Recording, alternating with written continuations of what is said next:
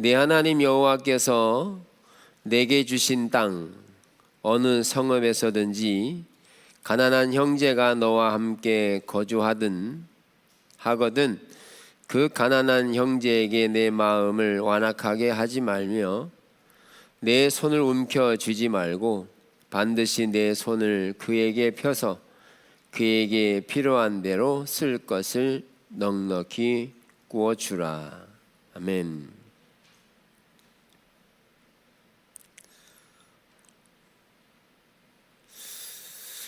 네, 우리는 지난주부터 정의란 무엇인가에 대한 부분을 나누고 있습니다.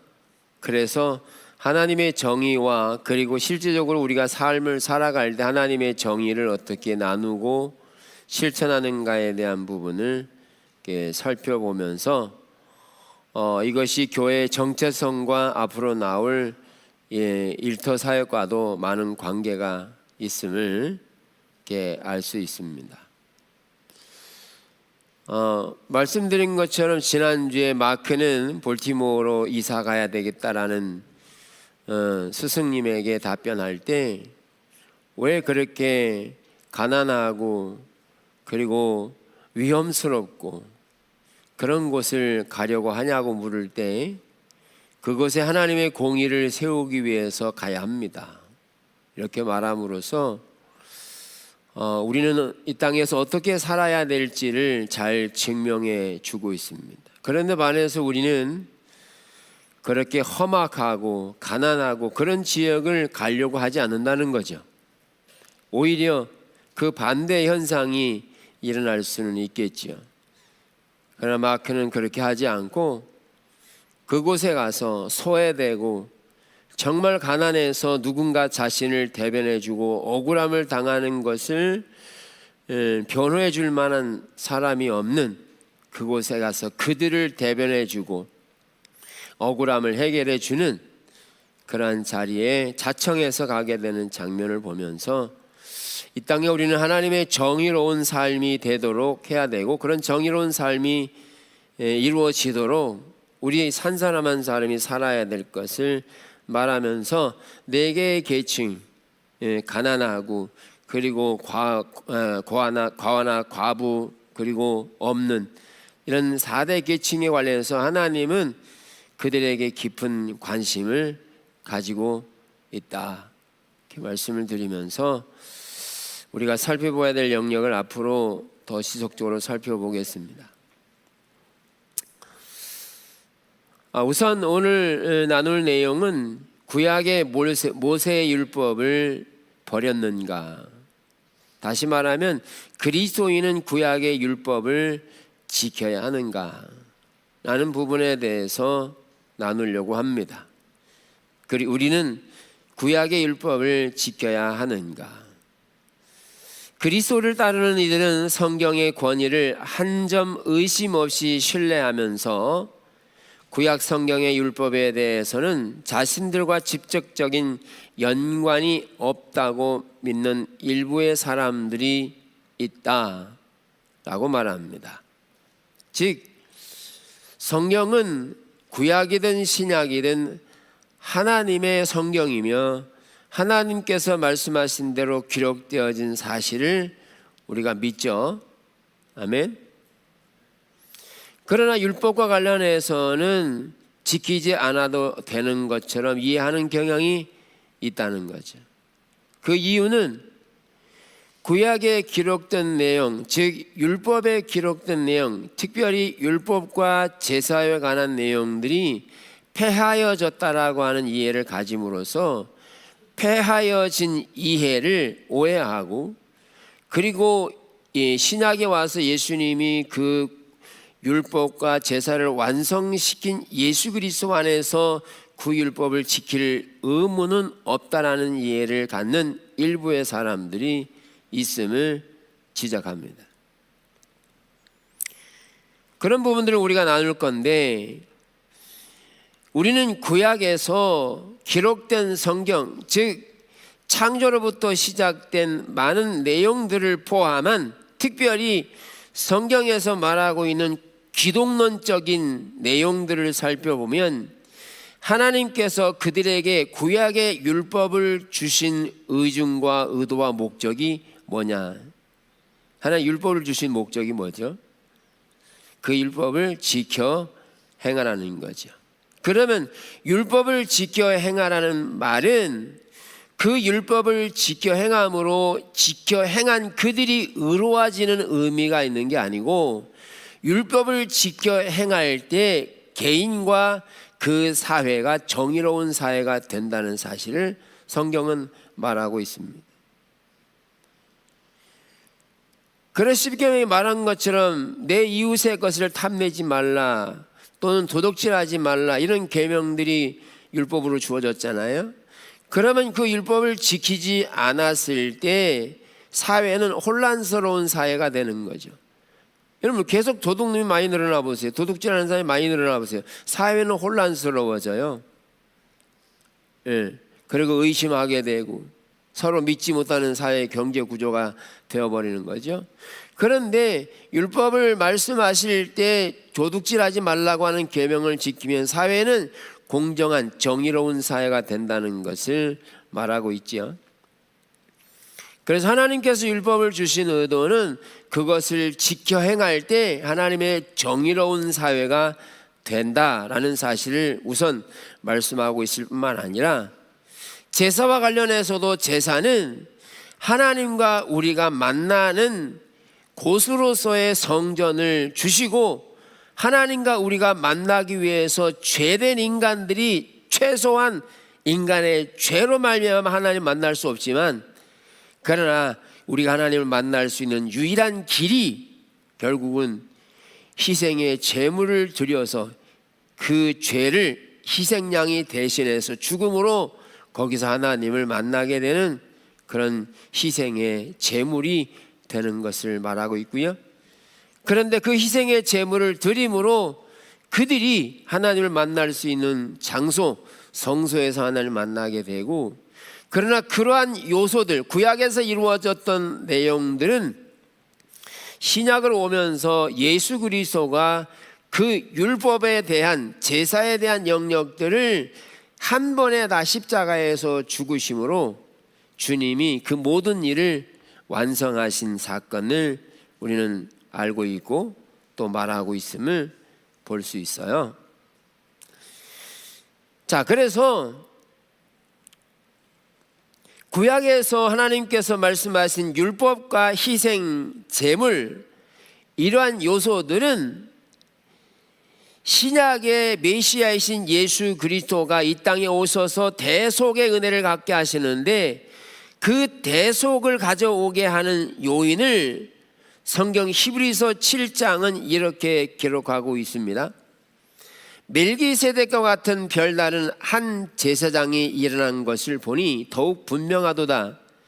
그는 육신에 속한 한 계명의 법을 따르지 아니하고 오직 불멸의 생명의 능력을 따라 되었으니, 증언하기를 내가 영원한 멜기세덱의 반차를 따르는 제사장이라 하였도다.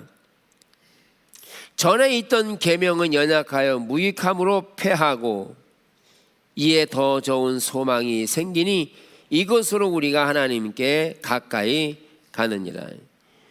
예수 그리스도는 멜기세덱의 반차를 따라, 차설을 따라서 제사장 직분을 수행하는, 즉 하나님의 율법과 제사의 모든 것을 대체하는 제사장으로 오신 분임을 말하고 있고, 전에 있던 계명을 무익함으로 폐하였다. 여기 폐하였다는 말은 율법이 가지고 있는, 즉 율법을 지켜서 의로워지게 하는 의무가 아닌, 율법을 지켜서 의로워지는 것이 아닌, 율법은 의로운 것이로되 사람이 그 율법을 지켜 행할 능력을 상실했다. 그래서 그렇게 지켜 행하는 것으로 폐하고 다시는 예수님께서 그것을 폐하지 않고 완성에 이르게 하셨다. 완성시켰다. 그 완성은 구약이 말하는 죄에 대한 책임을 묻고 그리고 심판을 말하기보다 예수님은 오셔서 그 율법을 완성하셨는데, 뭐로 완성하셨냐면 예수님의 십자가로, 사랑으로 완성을 하셨습니다. 그래서 구약에 있는 율법과 그리고 제사의 양식은 예수님이 제사장으로서 이 땅에 오셔서 완전하게 모든 것을 대체하신 것을 볼 수 있고요. 히브리서 9장에서도 염소와 송아지의 피로 하지 아니하고 오직 자기의 피로 영원한 속죄를 이루사 단번에 성소에 들어가셨느니라. 자, 이렇게 말함으로써 구약에 있는 율법이나 제사에 관한 내용들은 예수님이 제사장으로 이 땅에 오셔서 그 구약의 연약한 것들을 완전하게 만드는 제사장으로 오셨습니다. 그래서 예수님은 모든 것에 대한 대속을 이루셨음을 볼 수가 있습니다. 그래서 로마서 12장 1절을 보면 형제들아 내가 하나님의 자비하심으로 너희를 권하노니 너희 몸을 하나님이 기뻐하시는 거룩한 산 제물로 드리라. 이는 너희가 드릴 영적 예배니라. 그래서 오늘날 신약을 살아가는 우리들은 율법과 제사가 모양이 달라져서 십자가를 통해 예수님을 통해 이루어진 사실, 이것은 모양이 바뀌었어요. 지금은 구약의 제사를 드리지 않아요. 드릴 필요가 없습니다. 왜냐하면 예수님이 모든 사람의 죄를 대속해서 어린 양으로 오셔서 이미 단번에 죽으셨기 때문에 지금은 양이나 염소를 잡아서 대신하지는 않습니다. 그러면 그게 폐하해졌느냐? 폐하해진 게 아니고 그것이 가지고 있는 그 율법을 주신 희생의 제사를 드리는 양을 드리는 이 모든 것에는 외형적인 모습만 있는 게 아니라 그것을 주신 하나님의 성품을 가지고 있다는 사실입니다. 하나님께서 그러니까 외형적인 모습은 바뀌었을지 모르지만 하나님이 실제적으로 그 중심에는 사랑의 마음을 가지고 계셨어요. 사랑의 마음을 가지고 계셨어요. 율법을 주실 때도 사랑의 마음을 가지고 계셨고, 그리고 어린 양을 잡으라고 할 때도 사랑의 마음을 가지고 하셨어요. 그래서 우리가 살펴본 것처럼 이사야 1장에서 하나님께 드리는 제사가 중심의 마음에 없고 사랑의 마음이 떠났을 때 하나님은 그 제물을 받지 않을 뿐만 아니라 그것이 제사가 아니라고 말하고 있죠. 그래서 제사와 율법의 중심에는 하나님의 사랑, 하나님의 성품이 기초가 되어 있음을 알 수 있고, 오늘날에도 그 기초가 되는 성품은 우리에게 변함없이 전달되고 있음을 알 수가 있습니다. 그래서 구약에 있어진 구약의 제사가 폐하해졌기 때문에 오늘날 예배가 드려지지 않는 게 아니고요, 그 형식이 바뀌었을 뿐입니다. 그 형식이 바뀌었을 뿐입니다.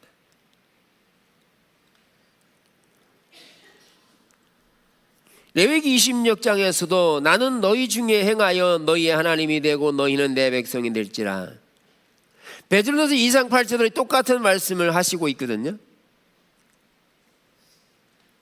그래서 하나님께서 구약에 주신 내용들, 율법이나 제사에 관련된 내용들은 그 모양이 십자가로 바뀌어서 예수님으로 바뀌었을 뿐이지 그 중심의 내용은 같은 의미를 가지고 있음을 알 수가 있습니다.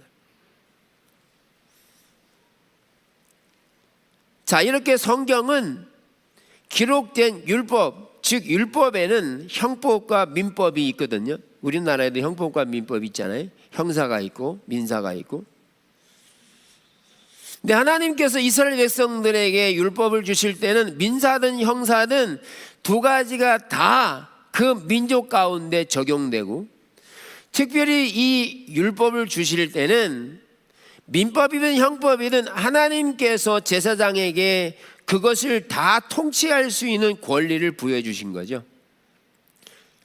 그러니까 이스라엘은요 신정 국가이기 때문에 재판관이 따로 있는 게 아니었어요. 제사장이 다 재판하는 거였어요. 그러니까 제사장이 말하는 게 그 나라의 법이고요, 하나님을 대신하는 일이었어요. 단일 민족 국가에서 하나님이 신정 국가로 인도하여 샀기 때문에.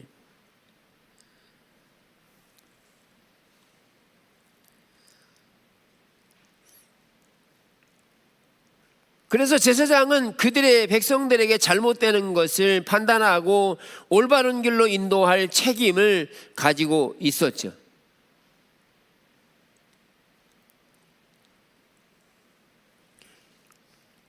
그런데 오늘날 우리가 살아가는 국가의 형태는 그런 형태가 아니지, 신정 국가가 아니라 다양한 민족 국가를 형성하고 있잖아요.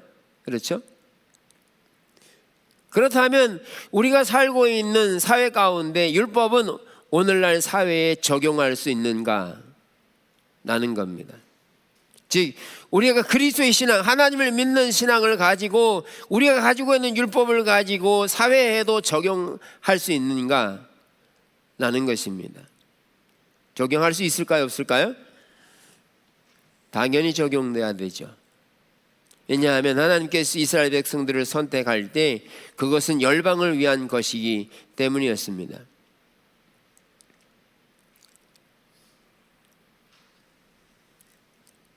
그래서 하나님께서 공의로운 사회가 되기를 원함과 동시에 우리가 가지고 있는 공동체, 교회 안에 있는 공동체에서 하나님의 공의를 이루고 율법을 지켜 행하는 행위가 이 밖에서도, 우리나라 가운데서도, 열방 가운데서 이루어지기를 하나님은 원하고 계심을 볼 수 있습니다.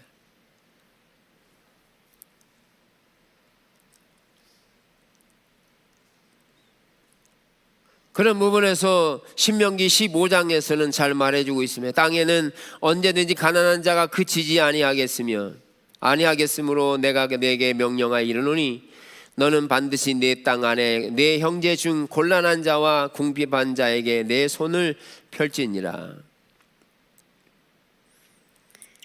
우리가 교회 안에서, 즉 하나님 안에서 이루어지는 이러한 일들, 가난한 자와 곤란한 자와 그리고 궁핍한 자에게 손을 펴는 일들은 우리가 먼저 하고 또 우리 주변에서 일어나는 일들에 행해야 될 일인 것을 알 수 있습니다. 이런 삶을 실천함에 있어서 하나님은 성경적인 관점에서 가난한 자들, 또 4대 계층의 억울함을 당하는 과부나 고아나 소외되고 스스로 살아갈 수 없는 연약한 상태에 있는 사람들을 위해서 4가지의 형태의 회복할 수 있는 길을 제시합니다. 첫째는 그들에게 이삭 죽기를 하게 하라는 것이었습니다. 지주들은 땅에서 생산된 나달을 탈탈 털어서 거둘 수가 없었습니다. 즉 그 땅의 모퉁이에 해당하는 영역이랄지, 그리고 추수하고 떨어지는 부스러기들, 이런 요소들은 이스라엘 백성들에게서 거두지 못합니다. 하나님께 거두지 말라고 하셨어요. 그리고 그 떨어진 것들, 모퉁이의 곡식들은 가난한 이들을 위해서 남겨두라고 말씀하고 있습니다.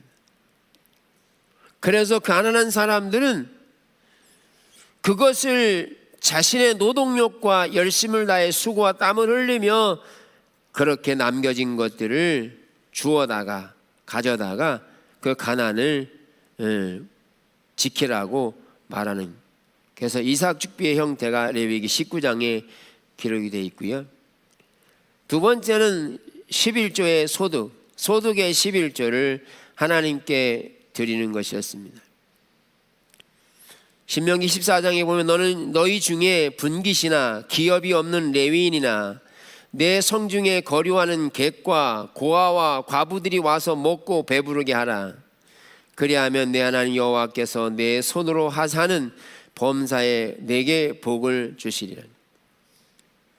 10분의 1을 하나님께 드리되 그들에게 분깃이 없는 레위인, 그리고 거류하는 객, 그리고 고아나 과부들이 와서 먹고 마시도록, 그렇게 사용하도록 소득의 11조를 쓰도록 하시는 부분이 있고, 세 번째는 안식년입니다. 안식년은 7년째가 되는 해에 온갖 채무와 노예의 신분을 벗어주는 겁니다. 이스라엘에게는 7년째가 될 때 그들이 가지고 있는 채무, 빚에 대한 것, 그리고 빚 때문에 노예가 된 신분, 이런 것이 자유스럽게 되게 돼 있습니다. 그러니까 빚이 없으면 남의 집에다가 종이 되는 거거든요.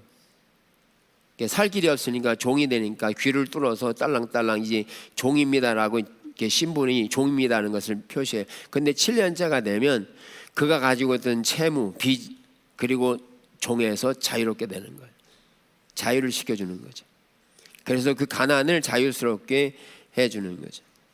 또 50년째가 되는 희년이 있는데, 50년째는 그것뿐만 아니라 빚을 탕감하는 정도가 아니라 토지까지 가나안 정착할 때 그 땅에 분배했던 그대로 다시 가족들에게 돌려주는 제도가 희년입니다. 그러니까 땅이 없던 사람이 가나안 땅에 들어가서 땅을 분배받을 때처럼 다시 땅이 분배가 되는 거죠. 할렐루야. 한편도 신나죠?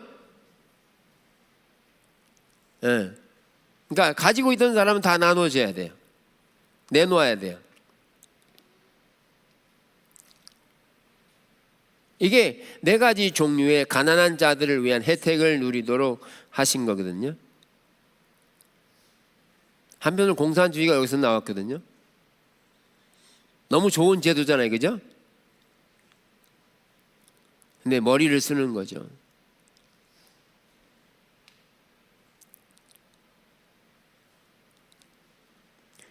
이런 네 가지의 형태를 가난한 자들을 위해 하라고 성경은 말하고 있고, 그렇게 가난한 자들이 살아가되 아무것도 하지 않고 자선으로 도움받아 사는 게 아니라 그 가난한 자들도 노력해서 열심을 다해서 살아가기를 성경은 말하고 있는 것이죠. 이러한 내용들을 사회법에 적용하는 것이 우리에게는 필요한 요소입니다. 그래서 이사야 58장에는 내가 기뻐하는 금식은 흉악의 결박을 풀어주며 멍에의 줄을 끌어주며 압제당하는 자를 자유하게 하며 모든 멍에를 꺾는 것이 아니겠느냐. 또 줄인 자에게 내 양식을 나누어 주며 유리하는 빈민을 집에 들이며 헐벗은 자를 보면 입히고 또 내 권력을 피하여 스스로 숨지 아니하는 것이 아니겠느냐. 그리하면 내 빛이 내 새벽빛같이 비칠 것이며 내 치유가 급속할 것이며 내 공의가 내 앞에 행하고 여호와의 영광이 내 뒤에 호위하리니 내가 부를 때에는 나 여호와가 응답하겠고 내가 부르짖을 때에는 내가 여기 있다 하리라. 그러니까 한편으로는 우리가 나누지 않으면 기도 응답 안 될 수 있어요. 왜? 하나님께서 율법을 통해서 우리에게 하나님의 정의를 이루라고 하셨는데 나누지 않으면, 우리 배만 채우면 여기 성경에 기록한 대로 이루어지지 않을 겁니다.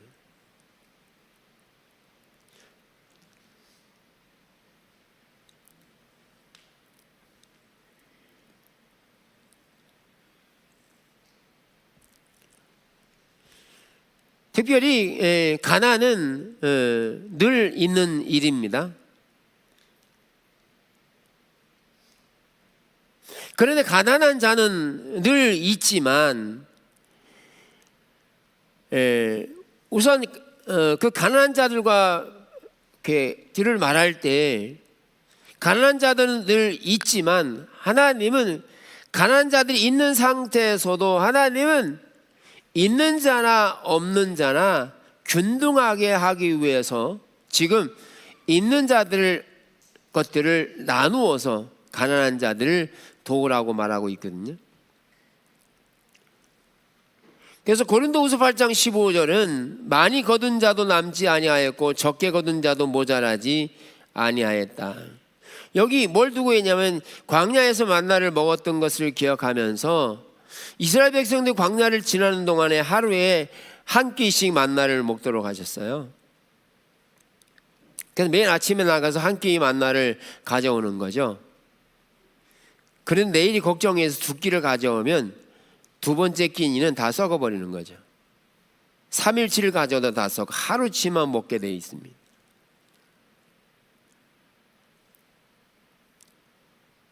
부족함이 없었어요. 하나님이 공급해 주실 때 부족함이 없었습니다.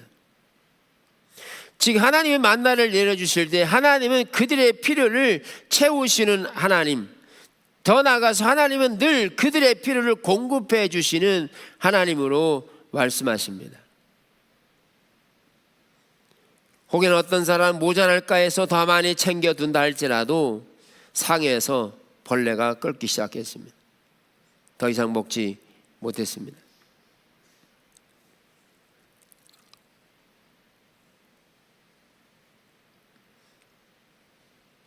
더 많이 거둔다 할지라도 그게 자기의 유익이 되지 않았습니다. 바울은 오늘날 돈을 가진 것이 역시 마찬가지라고 말합니다. 돈 역시 더 많이 거둔다고 해서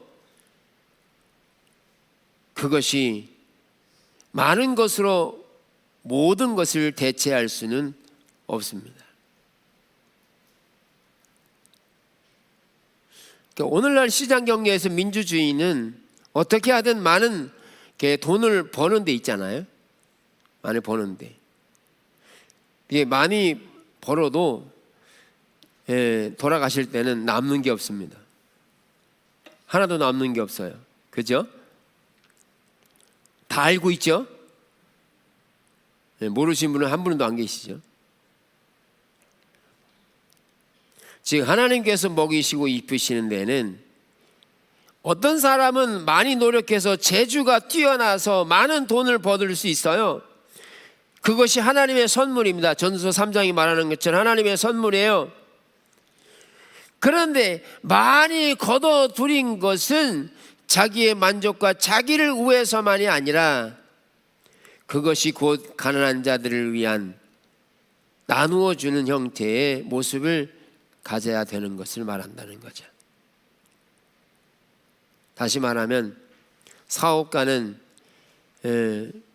이렇게 남들보다 뛰어난 재주를 통해서 이렇게 많은 재물을 얻게 되어지면 그것은 사원들에게 적당한 필요한 만큼의 금액을 지불하고 나누어 주어야 하는 거예요.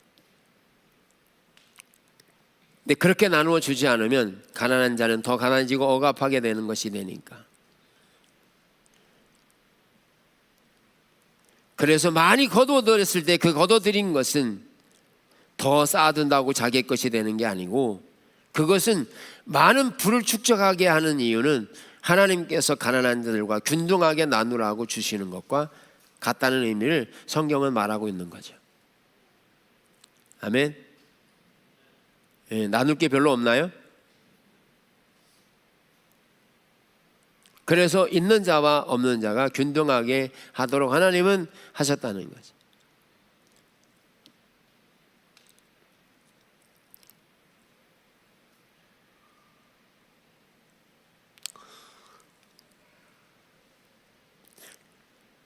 우리가 살고 있는 세상에서 빈곤, 즉 가난함은 늘 있어온 일인데 이 가난함을 보는 시각이 두 가지 형태로 볼 수 있는데요.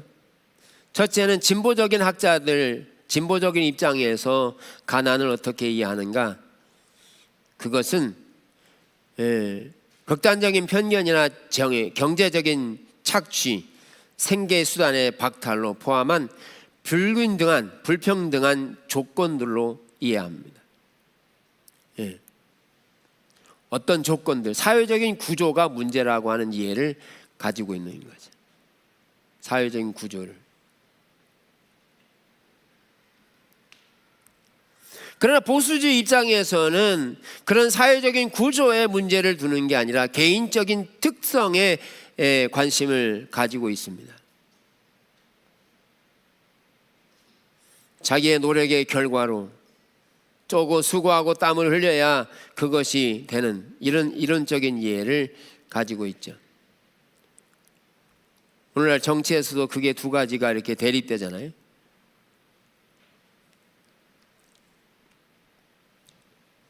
그러니까 지난번에 국민 1인당 25만 원 준다고 그랬죠? 그러면 두 가지 반응이 나옵니다. 그걸 왜 주냐고.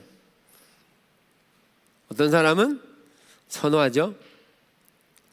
어떤 사람은 개인적인 노력에 두는가 하면 어떤 사회적인 구조에 두는 경향, 이런 이해를 가지고 오늘날 시대를 볼 수 있는데, 성경에서는 우선 눈에 띄는 원인은, 가장 큰 원인은 억압이라는 것이죠. 그것은 세 가지의 형태를 취하고 있는데, 사법 체계, 힘을 가진 쪽이 이익을 보장하는 데 역점을 두는, 그것은 공의로운 재판을 하도록 해야 하는데, 그런 사법 체계가 공의로운 재판이 이루어지지 않을 때 가난한 자는 억압을 받게 된다. 그런데 성경은 억압되지 않도록 이 사회 체제를 말하고 있고요. 그리고 대부제도, 은행과 관련해서 금리나 이자나 이런 부분들에 관한 이야기들이 있고, 그래서 금리가 올라가면 올라가서 가난한 자들은 더 가난하게 되는 경우, 불공정한 낮은 임금, 고용받은 사람들이 낮은 임금을 받게 되면 가난해지는 형태, 이런 형태들이 성경에 있음을 알 수 있죠. 아모스 5장에서 보면 너희가 힘없는 자를 밟고 그에게서 미래의 부당한 세를 거두었은즉 너희가 비록 다듬은 돌로 집을 건축하였으나 거기 거주하지 못할 것이요, 아름다운 포도원을 가꾸었으나 그 포도주를 마시지 못하리라. 너희의 허물이 많고 죄악이 무거움을 내가 아노라. 너희는 의인을 학대하며 뇌물을 받고 성문에서 가난한 자를 억울하게 하는 자로다. 우리가 살아가는 사회 구조에서 힘없는 자를 발로 밟고 부당한 세를 받았고, 그러면 비록 다듬은 돌로 건축한 집에 거주하지 못하고 포도원의 아름다운 것들을 마시지 못하게 되고, 그들을 의인이라고 취급하죠. 억압받는 자들이 의인인데 그들을 학대한다라고 말하고 있는 거죠. 그러니까 결국 우리가 많은 부를 취하고 나누지 않으면 우리는 결국 악인에 해당하는 거죠. 하나님은 있는 것을 가난한 자들과 나누도록 말하고 있기 때문인 것이죠. 이런 사회적인 구조적인 요인들이 있는과 동시에 또 다른 요인은 이른바 자연적인 재난, 그것은 개인적인 궁핍으로 만들어졌다기보다는 자연적인 재난 또는 기근 또는 거동유차할 수 없는 부상, 홍수, 화재, 이런 자연 환경에 따르는 요인으로 인해서 가난한 자가 생기기 때문에 그런 자들을 위해서 있는 자들은 나누어야 할 필요성을 말하고 있다. 그러니까 우리는 이제 재해를 만나면 헌금해서 이렇게 하잖아요. 그죠? 그게 하나님의 공의를 이루는 거죠. 자선 사업하는 게 아니라 하나님께서 우리에게 말씀하신 공의를 이루어가는 삶을 말하고 있죠. 또 다른 요인은 게으름과 같은 소위 도덕적인 해이. 오늘날의 그 가장 큰 이제 이슈를 대두되는 게 이런 부분이거든요. 도덕적인 해이. 그러니까 젊은 층일수록 일하지 않고 나라에서 주는 거 먹고 살라고 하는 이런 도덕적인 해이가 엄청 심합니다.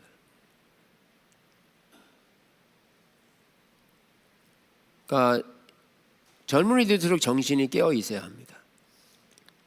수고하여 땀을 흘리며 일하게 하신 하나님의 원리를 따라야 되거든요. 그러는 도덕적인 해이, 게으른 거죠. 일은 하지 않아도 부모가 채워주고 나라가 채워주고, 그러니까 아무것도 하지 않고 소비만 하는 거죠. 그것을 하나님께서 지금 옳지 않다라고 말씀하고 있는 거죠. 이런 사회 정의를 이루어가야 될 뿐만 아니라, 이런 사회 정의를 이루어갈 때 하나님은 그들에게 은혜를 베푸셔서 사람마다 죄를 용서받는, 즉 대속의 어린 양이 있는데, 그 대속의 어린 양이 사람마다 또는 재정적인 부에 따라서 차별을 두었다는 거죠. 레위기 5장에서 양떼 암컷 어린 양이나 염소를 끌어다가 속죄제를 드릴 것이요 제사장은 그 허물을 위하여 속죄할지니라. 만일 그의 힘이 어린 양을 바치는 데 미치지 못하면 산비둘기 드리고요, 또 만일 산비둘기를 드릴 수 없는 자면은 곡물을 드리되 곡물에 한 에바에 곡물 가루 10분의 1 에바를 하나님께 드려서 속죄를 하라는 거죠. 즉 재정적인 부가 있는 사람은 소나 양이나 염소로 드리지만, 그러나 그렇지 못할 때 비둘기로 드리고, 그렇지 못할 때 에바를, 한 에바를, 고운 가루 에바를 드리란. 이게 에바라는 애굽에서 이집트에서 치던 단위인데, 이게 한 에바가 22리터입니다. 22리터. 그러니까 한 에바의 10분의 1이니까 2.2리터가 되는 거죠. 그러니까 22리터는 그 석유통 있잖아요. 그게 20리터거든요. 근데 그거에 2.2리터니까 10분의 1이니까 병으로 말하면 요만한 병, 기름병 있잖아요. 그렇죠? 그게 1리터죠. 그만큼의 그러니까 소량을 하도록 하겠네. 그래서 있는 자들과 없는 자들의 차이에 따라서 하나님께 드리라고 한 것이죠. 이러한 형태들은 신학에 오면서 예수님이 십자가의 단번에 죽으심으로 그들이 어떤 희생의 제물이 아니라 예수님이 희생의 제물이 돼서 우리는 그 은혜로 값없이 하나님 앞에 나갈 수 있는 은혜를 입은 거죠. 대속의 은혜를 입은 거죠.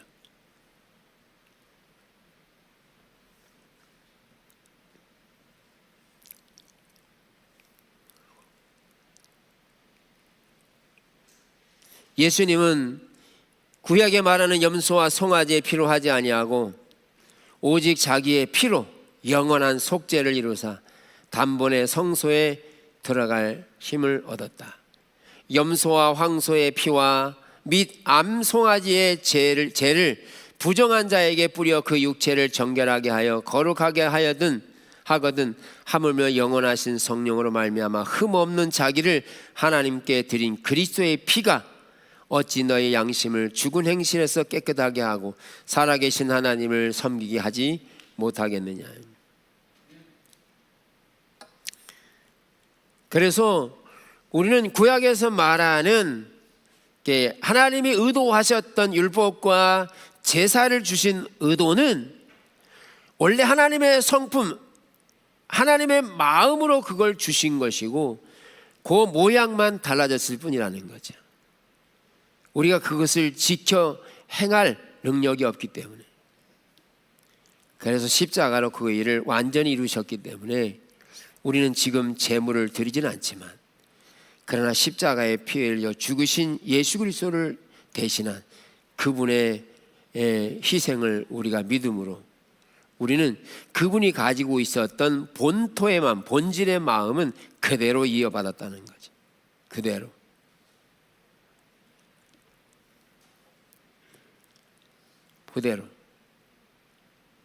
그래서 이렇게 보면 하나님께서 이렇게 창조를 하실 때부터 하나님의 마음은 사랑이 있었습니다. 사랑이 있었어요. 그리고 타락했을 때도 사랑이셨고, 그리고 십자가를 보낼 때도 사랑이 있었습니다. 모양만 바뀐 거죠. 모양만. 본질은 바뀌지 않으신 거죠.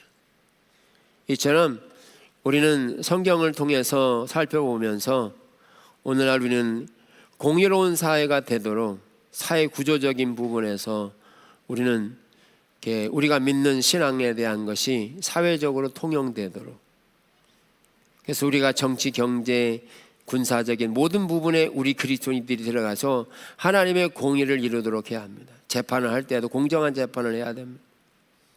힘 있는 자들의, 권력 있는 자들의 눈치를 보고 할 게 아니라 공정하게 판단해주고 하나님 앞에서 공의로움을 펼쳐나가야 합니다.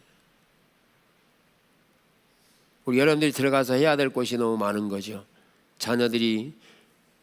여러분들 자녀들이 들어가서 그 있는 곳곳에서 하나님의 정의를 이루는 삶을 살아가게 되는 거죠.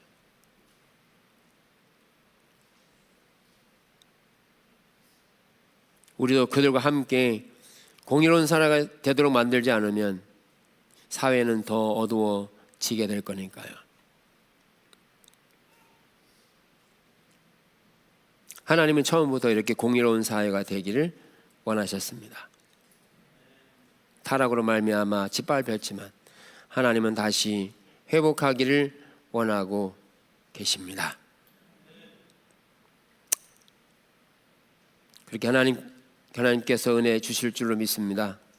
하나님의 열망이시니까요.